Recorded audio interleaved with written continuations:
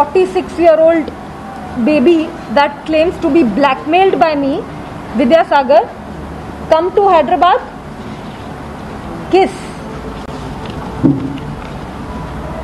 Let me know when you are going to Kashi, I'll inform them a darshan. So he takes my Aadhaar card, then he forges them and puts it all over social media. And this is my last text to him: go die in the underworld where you originate from. I knew he is from the underworld. And this device auto-destructs value-sucking bots. These are evidence, sheer evidence. He has a collage of all my pictures from 2009 sending me in 2023. All my pictures. I don't have so many pictures of mine. So either this man is maliciously, compulsively obsessed with me or wants to murder me and my family. You are to decide. But no way is this 46-year-old baby with 18 and more criminal cases who's missing me and asking me to come to Hyderabad. No way is he blackmailed. Doctor Mumbai నెట్టినటువంటి Kadambari Jatwani case రోజుకో మలుపు తిరుగుతోంది. Sensation. ఎందుకు sensation అంటే ముగ్గురు IPS officers ఈ కేసులో suspension అయ్యారు. దేశంలో చరిత్రలోనే ఇది మొట్టమొదటిసారి. బహుశా ఇది కేసు స్టడీగా కూడా తీసుకోవచ్చు. రాబోయే కాలంలో లీగల్గా యూనివర్సిటీస్లో దీన్ని ఒక సబ్జెక్టుగా కూడా పెట్టేటువంటి అవకాశం ఉంది. ఈ కేసు అందరూ కూడా చదువుకునే పరిస్థితి భవిష్యత్తులో వస్తుంది. అయితే అసలు మరి 2023 ఫిబ్రవరి 29 నుంచి అసలు ఏం జరిగిందో అందరికీ తెలుసు. కానీ దానికి ముందు వెళ్ళినట్టయితే మరి 2023 జనవరి 29 నుంచి ఫిబ్రవరి 12 వరకు ఏం జరిగింది, ఆ మధ్యకాలంలో జరిగిన ఇన్సిడెంట్స్ ఏంటి అని చెప్పేసి మనకు చూసుకుంటే ఇందులో విశాల్ గున్ని బయటకు వస్తారు. విజయవాడ డీసీపీగా ఉన్నటువంటి విశాల్ గున్ని అసలు యూత్ ఐకాన్.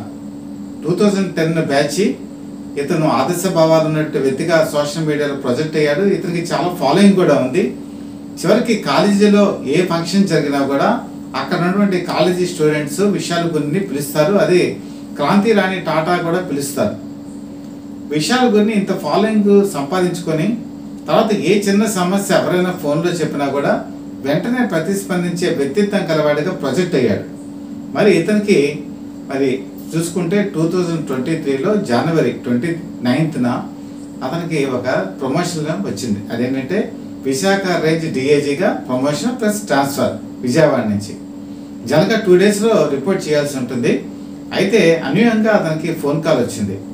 మరి ఇంటెలిజెన్సీ చీఫ్గా ఉన్నటువంటి అప్పటి ఇంటెలిజెన్సీ చీఫ్గా ఉన్నటువంటి పిఎస్ఆర్ ఆంజనేయ నుంచి ఫోన్ కాల్ సీఎంఓ ఆఫీస్కి రమ్మని చెప్పి. ఎట్ ద సేమ్ టైం అదే ఫోన్ కాల్ అప్పటి విజయవాడ సిపిగా ఉన్నటువంటి క్రాంతి రాణా టాటాకి కూడా వచ్చింది. చాలామంది కాంతి రాణా టాటా అసలు కాంతి రాణా తాత అసలు పేరు. ఈయన ఎక్కడో మరి ఉత్తరప్రదేశ్ బీహార్ అనుకుంటారు కానీ కాదండి. ఇతను ఆంధ్రప్రదేశ్కి సంబంధించినటువంటి వ్యక్తే. వీళ్ళ నాన్నగారు కూడా గవర్నమెంట్ జాబ్ చేశారు, మంచి పేరు సంపాదించుకున్నారు. తాత అసలు పేరు.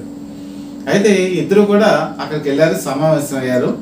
సమావేశం అయినప్పుడు ఈ కాదంబరి జత్వాని కేసు బయటకు వచ్చింది. ఈ ఆపరేషన్కి మొత్తం బాధ్యతని విశాల్ గున్నికి అప్పచెప్పడం జరిగింది. అయితే విశాల్ గున్ని ఇక్కడ చిన్న అబ్జెక్షన్ కూడా చెప్పారు. ఎందుకంటే తను ఆల్రెడీ విశాఖ రేంజ్కి వెళ్ళిపోవాలి 2 డేస్లో అనేటప్పటికీ వాళ్ళు బతిమిలాడారో, భయపెట్టారో, రిక్వెస్ట్ చేశారో, ఏం చేశారో తెలియదు. కానీ ఈ టాస్క్ ఎప్పుడైతే కంప్లీట్ అవుతుందో అప్పుడు మాత్రమే వెళ్ళి విశాఖపట్నానికి రిపోర్ట్ చేయమని చెప్పి స్ట్రిక్ట్ ఇన్స్ట్రక్షన్స్. పైగా ఇది జరిగింది సమావేశం ఎక్కడ? CM office. సీఎం ఆఫీస్ అంటే అప్పుడు ముఖ్యమంత్రి ఎవరు? జగన్మోహన్ రెడ్డి. కాబట్టి పైన అధికారుల ఆదేశాలని మరి ఖాతరు చేసేటువంటి ప్రసక్తే లేదు, ఒబే చేయాల్సిందే ఏ పోలీస్ ఆఫీసర్ అయినా సరే. ఇందులో ఉన్న టాస్క్ ఏంటో విశాల్ గున్నికి తెలియకపోవచ్చు. అయితే ఇక్కడ జరిగినటువంటి విషయం ఏంటంటే మరి ఆ నెక్స్ట్ ఫిబ్రవరి 1కి వచ్చేప్పటికి ఫ్లైట్ టికెట్స్ బుక్ అయ్యాయి. ఫిబ్రవరి 2వ తారీఖున కంప్లైంట్ లాడ్జ్ అయింది. ఇక్కడే అసలైనటువంటి పొరపాటు జరిగింది. కంప్లైంట్ లాడ్జ్ అయిన తర్వాత టికెట్స్ బుక్ అయ్యాయంటే దాని పరిస్థితి వేరు. కానీ కంప్లైంట్ లాడ్జ్ అవ్వకముందే టికెట్స్ బుక్ చేసుకునే పరిస్థితి.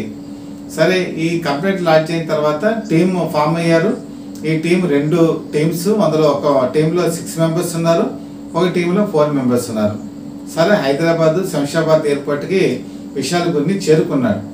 చేరుకున్న తర్వాత అక్కడ ఈ కుక్కల విద్యాసాగర్ అక్కడ సమావేశం అయ్యాడు, వాళ్ళిద్దరూ మాట్లాడుకున్నారు.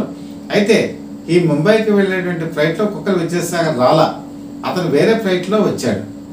సరే, వీళ్ళు ముంబైలో చేరుకున్న తర్వాత అక్కడ రెక్కి జరిగింది. అసలు కాదంబరి జత్వాని ఎక్కడ ఉంటుంది, ఏ ఇంట్లో ఉంటుంది, ఇదంతా కూడా కుక్కల విద్యాసాగర్కి బాగా అవగాహన ఉండబట్టి టీంకి అంతా కూడా చెప్పడం జరిగింది. అయితే మొత్తం ఈ టోటల్ ఎపిసోడ్లో విశాల్ గున్ని క్వార్టర్ రూమ్కి మాత్రమే పరిమితం అయ్యాడు. ఈ ఫోన్ కాల్స్కి ఇన్స్ట్రక్షన్స్ ఇవ్వడానికి పరిమితం అయ్యాడు తప్ప ఫీల్డ్లోకి వెళ్ళటం కానీ లేదా అమ్మాయిని నిర్బంధించే విషయంలో కానీ డైరెక్ట్ పార్టిసిపేషన్ అయితే లేదు. సరే, కాదంబరి జత్వాని కాల్లో బయటకు వెళ్తున్నప్పుడు పోలీసులు పట్టుకున్నారు, చివరికి విజయవాడ తీసుకొచ్చారు. ఇదంతా జరిగిన విషయం అంతా కూడా మీ అందరికీ తెలిసిన విషయమే. అయితే ఇక్కడే ఏం జరిగిందంటే ఈ ముగ్గురు ఐపీఎస్ ఆఫీసర్ని ప్రభుత్వం సస్పెండ్ చేసింది విచారణలో వీళ్ళు తప్పు ఉందని చెప్పి తేలిన తర్వాత. దీనికి విశాల్ గున్ని 3 పేజీల లెటర్ రాయడం జరిగింది. ఈ 3 పేజీల లెటర్ రాయటం వల్ల, ఈ జరిగిన పరిణామాలని చెప్పడం వల్ల అతను ఎప్రూవర్గా మారినట్టు మనకు స్పష్టంగా కనబడుతోంది. దీనివల్ల వచ్చేటువంటి పరిణామాలు ఏంటంటే, ఎవరైతే ఇతనికి ఇన్స్ట్రక్షన్స్ ఇచ్చారో క్రాంతి రాణా టాటా, ఇతను పై అధికారి అతనే అవుతాడు. పైగా ఆ పైనటువంటి అధికారిగా అప్పటి ఇంటెలిజెన్స్ చీఫ్గా ఉంటే సీతారామాంజనేయులు. ఇప్పుడు ఇతను పూర్తిగా తన తప్పు ఒప్పుకొని పై అధికారులు చెప్పిన మీదటే నేను ఈ పని చేశానని వల్ల ఈ బ్లేమ్ అంతా కూడా ఇప్పుడు వెళ్ళి క్రాంతి రాణా టాటా మీద మరి పిఎస్ఆర్ ఆంజనేయుల మీద పడేటువంటి అవకాశం స్పష్టంగా కనబడుతోంది. మరి క్రాంతి రాణా టాటా కూడా వైలేషన్స్ చేసినట్టు స్పష్టంగా కనబడుతోంది. మరి క్రాంతి రాణా టాటా కూడా మరి ఇతను చెప్పినట్టు విశాల్ గున్ని చెప్పినట్టు అతను కూడా నా పై అధికారులు చెప్పినట్టే నేను చేశాను తప్ప ఇందులో నా ప్రమేయం లేదని చెప్పేసి అతను కూడా ఒక లెటర్ రాసి ఇచ్చాడు అనుకుందాం. అప్పుడు మొత్తం రెస్పాన్సిబిలిటీ అంతా పిఎస్ఆర్ ఆంజనేయుల మీద పడుతుంది. పిఎస్ఆర్ ఆంజనేయులు అప్పుడు చాలా తీవ్రమైనటువంటి పనిష్మెంట్కి గురి కావాల్సినటువంటి స్థితి వస్తుంది. తర్వాత ఏమో వెళ్ళి ఏదైనా సెంట్రల్ జైల్లో కూర్చొనే పరిస్థితి ఉంటుంది. బహుశా మన ఆంధ్రప్రదేశ్కి వచ్చేవాడికి రాజమండ్రి సెంట్రల్ జైలే. సో ఆ పరిస్థితి అయితే ఖచ్చితంగా ఎదుర్కొనేటువంటి సిట్యుయేషన్ పిఎస్ఆర్ ఆంజనేయులకు ఉంటుంది. అది ఒకవేళ పిఎస్ఆర్ ఆంజనేయులు కూడా నాకెందుకు ఇదంతా, నేను కూడా తప్పు ఒప్పేసుకొని అప్రూవల్గా మారిపోయి అసలు తనకి ఎవరు ఇన్స్ట్రక్షన్స్ ఇచ్చారో చెప్తే అప్పుడు పరిస్థితి ఏంటి, అసలు దీనికి ఇన్స్ట్రక్షన్స్ ఇచ్చిన వాళ్ళు ఎవరు, దీని కనుక మనం చూపిస్తే ఇది అధినాయకత్వం వైపు, వైఎస్ఆర్సీపీ అధినాయకత్వం వైపే మరి వేలు చూపించేటువంటి పరిస్థితి వస్తుంది. అధినాయకత్వంలో ఎవరున్నారు, నెంబర్ 1 ఉన్నారా, నెంబర్ 2 ఉన్నారా, నెంబర్ 3 ఉన్నారా, ఇది భవిష్యత్తులో తేలాల్సింది. అయితే ఇక్కడ మాత్రం ఏ మాత్రం కూడా ఒకరి మీద ఒకళ్ళు ఇలా రాసుకొని పోయినట్టయితే అది చివరికి ఎవరి వరకు చేరుతుంది, వాళ్ళు ఎలాంటి ఫలితాన్ని అనుభవించాల్సి ఉంటుంది కూడా చాలామంది ఆతృతగా ఎదురు చూసే పరిస్థితి వస్తుంది. అయితే దీన్ని అవాయిడ్ చేయడానికి అధినాయకత్వం, వైఎస్ఆర్సీపీ అధినాయకత్వం కంకణం కట్టుకుంది. ఇది అటు ఇటు పోయి ఎవరికి చుట్టుకుంటుందో తెలియనటువంటి పరిస్థితి.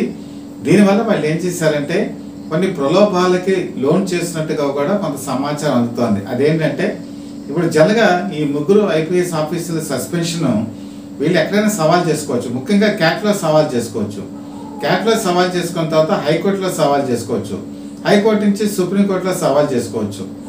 ఇదంతా కూడా ఒక టైం పడుతుంది. ఈ టైం పట్టినప్పుడు 5 సంవత్సరాల కాలం మన కళ్ళు మూసుకొని కళ్ళు తెరిస్తే 5 సంవత్సరాల కాలం అయిపోతుంది కదా. ఆ భావంలో కనుక వాళ్ళ కాలం గడిపితే 5 సంవత్సరాలు కనుక నడపగలిగితే ఆ తర్వాత వీళ్ళు మళ్ళీ ప్రభుత్వం అధికారంలోంచి ఇంకో కొత్త ప్రభుత్వం వచ్చేటువంటి అవకాశం ఉంటుంది. కాబట్టి బంగారు భవిష్యత్తు ఉంటుందని ఒక ఆశ అయితే వాళ్ళకి చూపెట్టడం జరుగుతోంది. వచ్చినట్టయితే అదే వైఎస్ఆర్సీపీ ప్రభుత్వం వచ్చినట్టయితే ఈ కేసులన్నీ కూడా ఊఫ్ఫని ఉదయచ్చు. వాళ్ళకి మళ్ళీ మంచి మంచి పోస్టింగ్లు ఇవ్వచ్చు, ప్రమోషన్స్ ఇవ్వచ్చు, ఇస్తాము అని చెప్పేసి ఒక భరోసా కూడా వాళ్ళకి అందుతున్నట్టు తెలుస్తుంది. అయితే మరి లీగల్గా సంబంధించినటువంటి అడ్వకేట్స్ వాళ్ళని మేము మీకు పెడతాం, వాళ్ళు మీకు సపోర్ట్ అందజేస్తారు. ఎట్ ద సేమ్ టైం మీకు మా సైడ్ నుంచి ఆర్థిక అంటే హృదయపూర్వకమైనటువంటి సపోర్ట్ ఉంటుంది. అలాగే ఆర్థిక పరంగా కూడా సపోర్ట్ ఉంటుంది. మీకు కావాల్సినటువంటి అమౌంట్స్ మేము అరేంజ్ చేస్తాం. మీరు ఫైనాన్షియల్గా ఇబ్బంది పడవలసిన అవసరం లేదు. మేము ఎట్టి పరిస్థితుల్లోనూ 5 సంవత్సరాల కాలం తర్వాత అధికారంలోకి రావటం తథ్యం. మీరు ఊహించని పదవులు మీకు వస్తాయి, మీకు ఎటువంటి ఇబ్బందులు లేవు. కానీ దయచేసి మాత్రం మా పేర్లు మాత్రం మీరు బయట పెట్టకండి, ఏదో రకంగా కాలం గడపండి అని చెప్పేసి ఒక స్పష్టమైనటువంటి రిక్వెస్ట్ కానీ ఆదేశాలు కానీ లేకపోతే హెచ్చరికలు కానీ ఏదైనా కానివ్వండి వాళ్ళకి అందుతున్నట్టు సమాచారం. ఇప్పుడు పిఎస్ఆర్ ఆంజనేయులు కనుక తీసుకుంటే ఇప్పుడు జనరల్ అడ్మినిస్ట్రేషన్కి రిపోర్ట్ చేయాలి. జనరల్ అడ్మినిస్ట్రేషన్కి రిపోర్ట్ చేయాలంటే డీజీపీ ఆఫీస్కి వెళ్ళి డీజీపీ ఆఫీసులో మార్నింగ్ సంతకం పెట్టి అక్కడ ఒక చెక్క కుర్చీలో కూర్చొని మళ్ళీ సాయంత్రం వరకు ఏ పని లేకుండా కూర్చొని అక్కడి నుంచి మళ్ళీ సంతకం పెట్టి వచ్చేయాలి. కానీ అందరూ చేశారు, కానీ ఈయన మాత్రం చేయలే, బేఖాతరు చేశారు.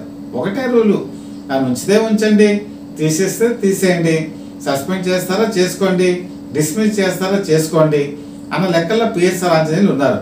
అసలు పిఎస్ఆర్ ఆంజనేయులు ఇంత స్పష్టమైనటువంటి మరి బేఖాతరు ఎలా చేశారు, రూల్స్ ఎలా చేశారు? గతంలో కనుక మనం చూసుకుంటే 2011లో ఆయన విజయవాడ సిపిగా ఉన్నప్పుడు కూడా ఒక లేడీ డాక్టర్కి మెసేజ్లు పంపించారు, ఈ చీర కట్టుకుంటే బాగుంటుంది అని. ఇలాంటి మెసేజ్లు పంపించడం ఆ రోజు పెద్ద సంచలనం. తర్వాత అన్ని సస్పెండ్ చేయడం జరిగింది. తర్వాత కాలంలో మళ్ళీ ఆయన మంచి పోస్ట్లో ఇంటెలిజెన్స్ చీఫ్గా రావడం జరిగింది. కాబట్టి సస్పెన్షన్ ఆయనకి ఏమీ కొత్త కాదు. సో ఈ సస్పెన్షన్ అయ్యి డిస్మిస్ అయినా ఆయనకి పెద్ద ఇబ్బంది పడేటువంటి అవకాశాలు కూడా కనిపించట్లా. కానీ ఆయన పొరపాటుగా కనుక పేరు విప్పి మరి ఈ పేర్లు కనుక ఏమైనా చెప్తే అప్పుడు రాజకీయంగా ఒక పెను సంచలనం, పెను ప్రకంపనాలు వచ్చేటువంటి అవకాశం ఉంది. అయితే అసలు ఏం జరిగింది, అసలు వెనకాల ఏం జరిగింది అని కనుక మనం చూసుకుంటే ఇది జరగడానికి 3 రోజుల ముందు, ఇప్పుడు నేను చెప్పినటువంటి జనవరి 29కి 3 రోజుల ముందు మరి సజ్జన్ జిందాల్ ప్రత్యేక విమానంలో అమరావతికి చేరుకున్నాడు. ఆయన వచ్చి జగన్మోహన్ రెడ్డితో సమావేశమయ్యాడు. సజ్జల రామకృష్ణారెడ్డి కూడా ఆ సమావేశంలో ఉన్నారు. ఉన్న తర్వాత ఆ తర్వాత ఈ ఆపరేషన్ స్టార్ట్ అయింది. కాబట్టి ఇందులో పెద్ద తలకాయలు ఎవరున్నారు ఇప్పటికే చాలా మందికి ఒక అవగాహనకు వచ్చే ఉంటుంది. మరి ఈ పెద్ద తలకాయలు ఇరుక్కోకుండా చాలా మంది ప్రయత్నాలు చేస్తున్నారు. ముఖ్యంగా అసలు ఈ ఫోర్జరీ డాక్యుమెంట్కి వచ్చేటప్పటికి 5 ఎకరాలు జగ్గేపేటలో వంటి స్థలం మీద అసలు ఈ కేసు బుక్ చేయబడింది. ఈ 5 ఎకరాలు ఉన్నటువంటి ఈ జగ్గేపేటలో ఈ ఫోర్జరీ అంతా కూడా డాక్యుమెంట్ నడిపించింది కూడా ప్రకాశం జిల్లాకి సంబంధించిన ఒక అడ్వకేట్. ఆ అడ్వకేట్కి ఇవన్నీ ఇలా చేయమని చెప్పింది ఎవరు అంటే మరి అప్పుడు ఇంటెలిజెన్స్ చీఫ్గా ఉన్నటువంటి పిఎస్ఆర్ ఆంజనేయులు. పిఎస్ఆర్ ఆంజనేయులు ఈ మొత్తం ఎపిసోడ్లో కనుక చూసుకుంటే కర్త కర్మ క్రియ అంతా కూడా ఆయనే చూశారు. మొత్తం ఆయన ప్రకారం క్రాంతి రాణా టాటా నడుచుకున్నారు. క్రాంతి రాణా టాటా ప్రకారం విశాల్ గురిని నడుచుకున్నారు. విశాల్ గురిని ఆదేశాల మేరకు మిగతా టీంలో ఉన్న వాళ్ళు నడుచుకున్నారు. సో టోటల్ ఎపిసోడ్ కనుక చూసుకుంటే ప్రజాస్వామ్య ప్రక్రియలో ఒక హాస్యాస్పదంగా తయారైంది. ఒక అవల, ఒక మంచి డాక్టర్, ఒక నటి ఎక్కడో ముంబైలో ఉంటుంది.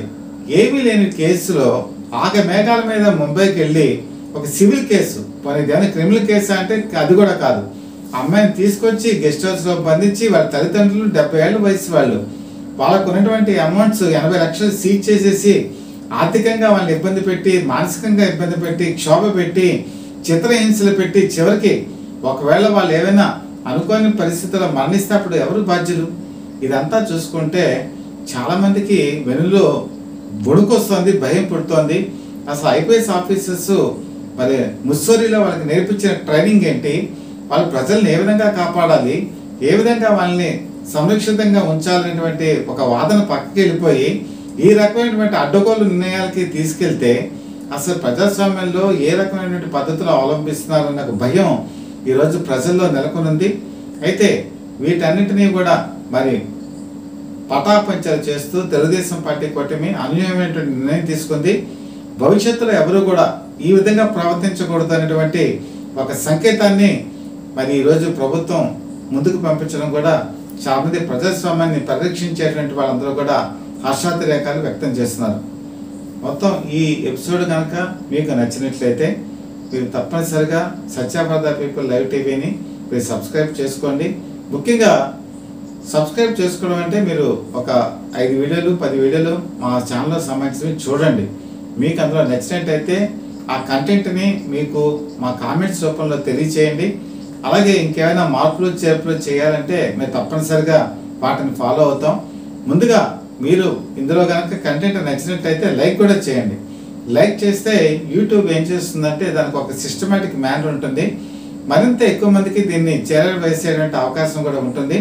అలాగే ఇది కనుక మీకు నచ్చినట్లయితే మీ ఫ్రెండ్స్కి రిలేటివ్స్కి షేర్ చేయండి. ఈరోజు Satya for the people live TV ప్రత్యక్ష ప్రసారాలను అందజేస్తుంది. యూట్యూబ్లో అందజేస్తుంది, అలాగే ఫేస్బుక్లో కూడా అందజేస్తుంది. మీ సపోర్టు నిరంతరం మాకు అందజేయాలని చెప్పి మనస్ఫూర్తిగా కోరుకుంటూ మీ చీఫ్ ఎడిటర్ డివిఎస్ఎస్ కృష్ణప్రసాద్.